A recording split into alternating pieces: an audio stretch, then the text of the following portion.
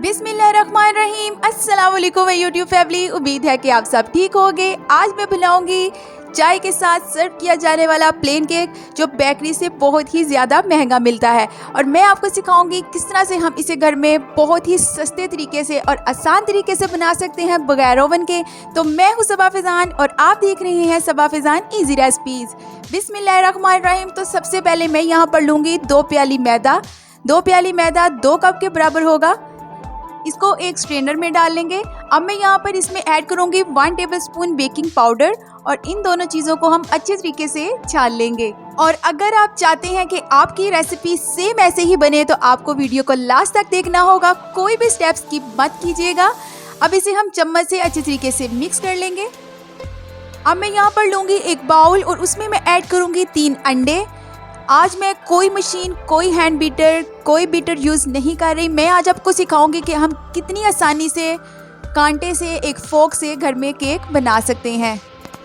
इसे अब हम 2 मिनट के लिए बीट करते रहेंगे, और आप ये देख सकते हैं कांटे से ये कितना अच्छे तरीके से बीट हुआ है। चले अब मैं इसमें ऐड करूँगी 1 टीस्पून वनीला एसेंस जो अंडों की स्मेल को ख़त्म करता है, तो आपने इसको इसमें ज़रूर ऐड करना है।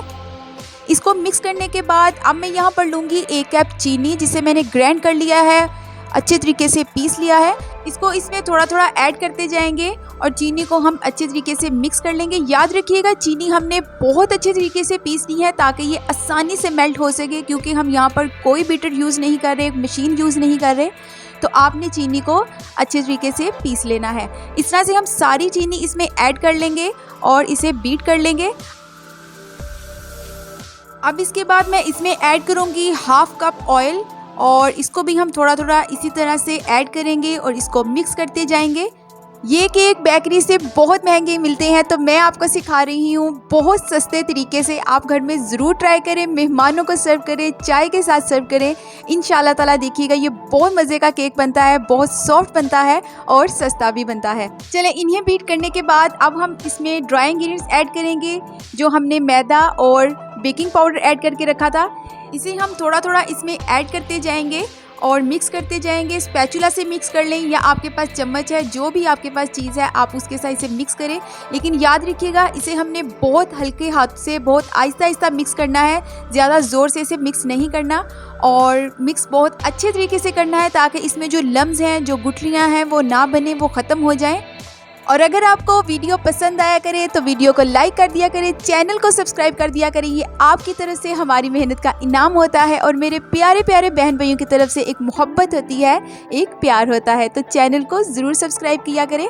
चलें अब मैं यहाँ पर ऐड करूँगी 1/4 कप दूध, और दूध मैंने यहाँ पर लिया है रूम टेम्परेचर पे, कोई ठंडा नहीं लिया ना कोई गर्म लिया है। तो इसे भी हम थोड़ा थोड़ा इसमें इसी तरह से ऐड करते जाएंगे और मिक्स करते जाएंगे। आप देख सकते हैं माशाल्लाह से जो हमारा बैटर है वो कितना अच्छे तरीके से तैयार हो रहा है। ना हमने यहाँ पर कोई बीटर यूज़ किया है, ना ही मशीन यूज़ की है। तो आप आसानी से फोक के साथ, कांटे के साथ इसे बना सकते हैं। इस केक को आप तैयार करके फ्रिज में रख लें और जब दिल चाहे चाय के साथ सर्व करें। ये ख़राब नहीं होता, आप 2 से 3 दिन तक इसे फ्रिज में रख सकते हैं। चलें अब मैं यहाँ पर लूँगी एक केक का मोल्ड, और इसे मैं इस तरह से ब्रश के साथ ऑयल लगा लूँगी चारों साइड पे। तो ऑयल लगाना मोल्ड में बहुत ज़रूरी है। अब मैं मोल्ड में लगा लूँगी एक बटर पेपर। अगर आपके पास बटर पेपर नहीं तो आप घर में कोई भी सादा पेपर भी यूज़ कर सकते हैं। अब बटर पेपर के ऊपर भी मैं ब्रश के साथ ऑयल लगा लूँगी, और ऑयल लगाने के बाद, बटर पेपर लगाने के बाद अब हम इसमें सारा बैटर जो हमने तैयार किया है वो इसमें ऐड कर लेंगे।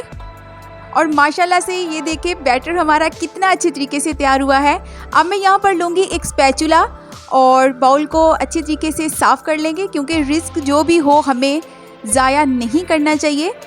तो इस तरह से मैं स्पैचुला से सारा बाउल साफ़ कर लूँगी, और बैटर डालने के बाद मोल्ड में मैं इसे थोड़ा सा टैप टैप करूँगी। अब यहाँ पर मैंने एक देगचा लिया है जिसे मैंने 5 मिनट पहले प्री हीट कर लिया है, और मोल्ड को हम इसके अंदर रखेंगे। फ्लेम मैं इसकी मीडियम टू लो कर दूँगी, और मैं इसे बेक करूँगी 45 टू 60 मिनट के लिए।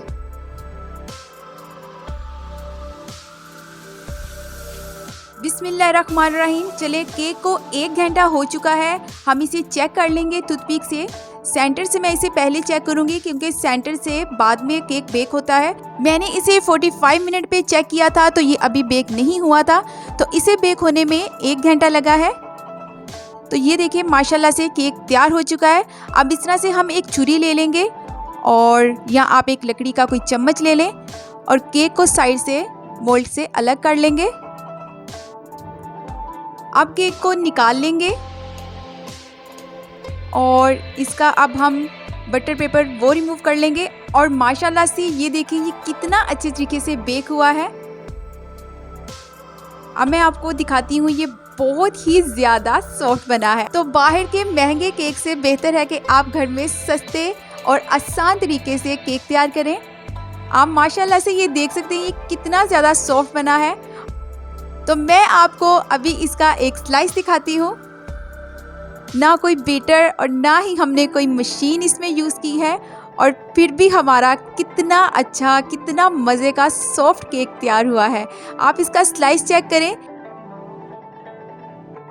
तो ये है मेरे अल्लाह की शान, उसकी रहमतें और उसकी बरकतें।